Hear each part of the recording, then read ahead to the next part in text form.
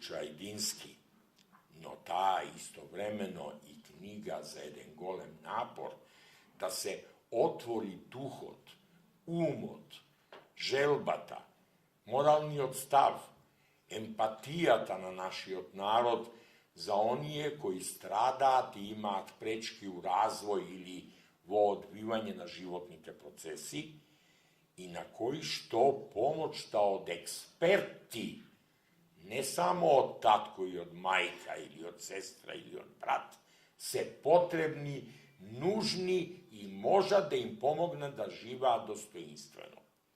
To je suštnost duh na novo to vreme, a jas бидејќи така nekako se interesirav od mojata mlado za modernite работи, така и ја пригрив идејата за еднаквоста на луѓето, за правото на сите луѓе на среќа, за нужноста оние кои имаме да дадиме на оние кои немаат, оние кои знаат да им дадат на оние кои не знаат и оние кои можат да го отворат своето срце, своите потенцијали и своите сите мускули и желби да им овозможат и на другите луѓе кои тоа сосема случајно со игра на случајот во овој нивни живот или во игра на случајот кои ги доведе во социјални или економски или биолошки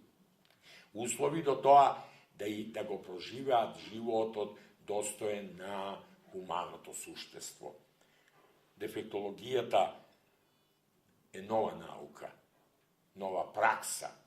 Пред 200 години никој не ги гледаше искривените куците,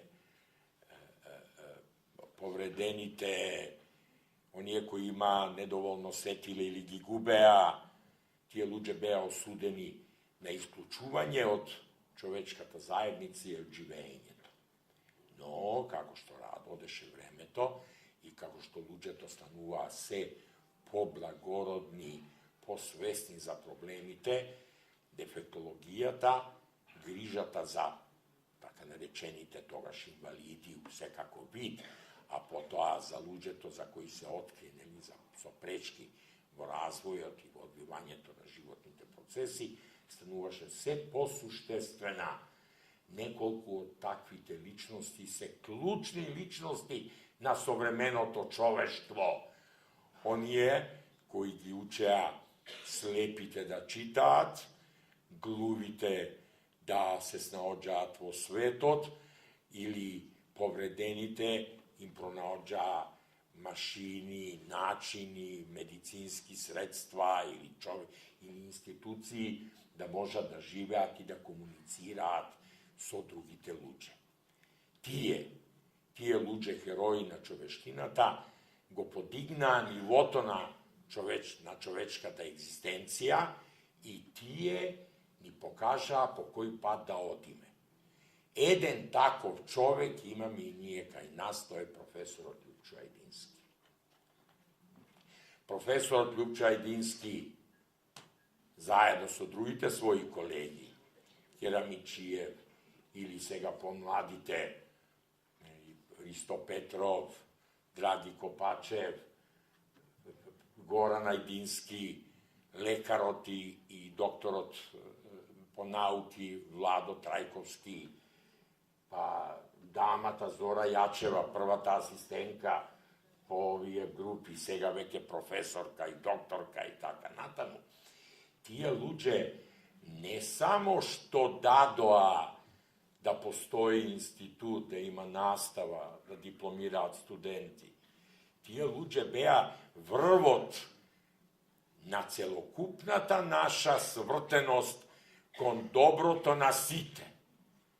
Бидејќи, како што рече големата хуманистка Рейчел Карсон, која праша, а зошто ти укажуваш дека има проблеми? Па животот ке оди и без со проблемите и не е важно дали тие малку ке бидат решени.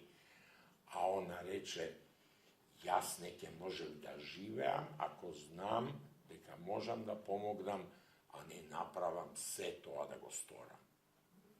И јас така ме доведе мене живото да се сретнам со Љупча Едински пред 15 години и да го молам да ми објаснува што е тоа дефектологијата.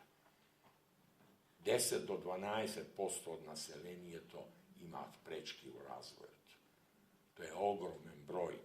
Тоа е денеска една од големите задачи на човештвото, како да им одговори покрај грижата да има мир, да се разбира народот, да се организира исхрана и така натаму, покрај сите тие грижи да има добро здравје, да има вода за сите, да луѓето да живеат што подолго, да се одржи бракот, воспитувањето, школството и се што е важно за човечката екзистенција, па вклучувајќи ги тука и другите живи суштества, не само луѓето, туку и животните и растенијата во целата грижа за добрината на постоењето.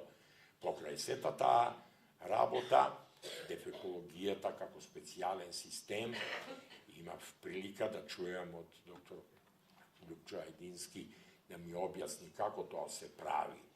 Тогаш дознав дека имаме човек кој Белградскиот универзитет, односно институциите, го кана да биде професор затоа што е стручен и таму работи. Човек кој откако млад тргнал у животната насока, тргнал да го посвети животот на овие специјални суштества со грижа за нивна рехабилитација и образование. Во државните институции, во социјалните комуникации и организации, во политичките форуми, во научните размери, во усовршувањето на стручњаците, толкав е придонесот голем на Љупчо Едински, да, кога дојде основањето на институтот, он го имаше веќе ореолот на голем професор, добротвор и научник. Тогаш почна да се бори такво образование да се основа и кај нас.